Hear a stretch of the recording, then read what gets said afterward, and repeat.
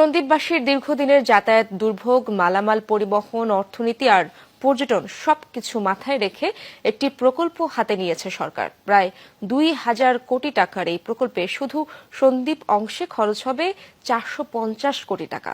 নির্মিত হবে ৩.৫ কিলোমিটার দীর্ঘ জেটি, টার্মিনাল ভবন, মালামাল ওঠানো নামানোর আরসিসি জোট সহ বেশ কিছু স্থাপনা।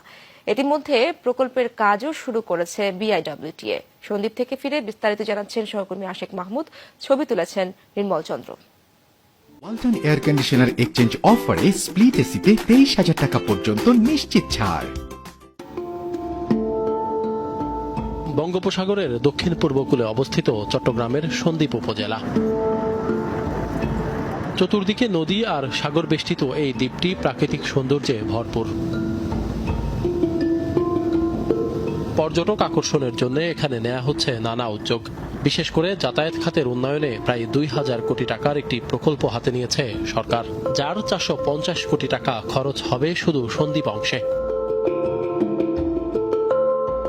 এই অংশে থাকছে ৩.৫ কিলোমিটার দীর্ঘ ও প্রায় ১০ মিটার চওড়া জেটি, টার্মিনাল ভবন, মালামাল উঠানামার জন্য আরসিসি জেটি সহ বেশ কিছু স্থাপনা। প্রজেক্টটা আমরা 18 মাসে কমপ্লিশন করব, এই উদ্দেশ্যেই আমরা প্রজেক্টটা শুরু করি। এখানে জোয়ার ভাটায় এটা চ্যালেঞ্জিং আছে, এই চ্যালেঞ্জিং এর মোকাবেলা করেই আমরা প্রজেক্ট করব। এই ধরনের আমরা আরো একটা প্রজেক্ট রিসেন্টলি কমপ্লিট করছি, পিসিটি প্রজেক্টটা কমপ্লিট করছি। এই হিসেবে জোয়ার ভাটার এবং অন্যান্য যে চ্যালেঞ্জিং সব নিয়ে আমরা এই প্রজেক্টটা টাইমলি কমপ্লিশন করব এবং সমস্ত কাজ আমরা আমাদের মোবিলাইজেশন সমস্ত কিছু হয়ে গেছে এবং কাজটা টাইমলি আমরা কমপ্লিশন করতে বলে আশাবাদী আমরা। ইতিমধ্যে প্রকল্পের কাজও শুরু হয়ে গেছে, এতে উচ্ছ্বসিত সন্দ্বীপবাসী।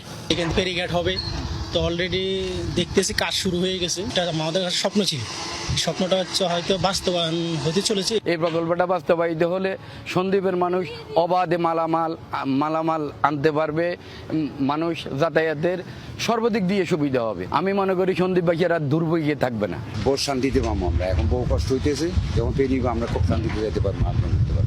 সন্দ্বীপের মানুষের দীর্ঘদিনের যে কষ্ট, সেটার অবসান হবে, আমরা এটা খুব আশা করি এবং সন্দ্বীপের মানুষ খুবই আনন্দিত যে এই কাজটা দ্রুত সময়ের মধ্যে শেষ হবে, আমরা বিশ্বাস করি।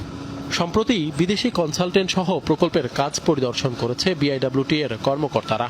প্রকল্পটি বাস্তবায়ন হলে চরাঞ্চলে নৌবাণিজ্য বৃদ্ধি সহ সন্দ্বীপবাসীর দুর্ভোগ কমবে বলে মনে করছেন তারা। সন্দ্বীপ এবং মিরসরাইতে আমরা কার্গো হ্যান্ডেলিং এর জন্যই বেসিক্যালি ফরমেশন করেছি, পাশাপাশি পর্যটন কেবিন ক্রুজ শিপ চালুর সেই অপশনও এখানে রাখা হয়েছে এবং আমরা চেষ্টা করছি, বিশেষ করে সন্দ্বীপ এলাকার জনগণের চাহিদা আমাদের চেয়ারম্যান মহোদয় ভিজিট করেছিলেন, তখন সে ডিজায়ার করেছে।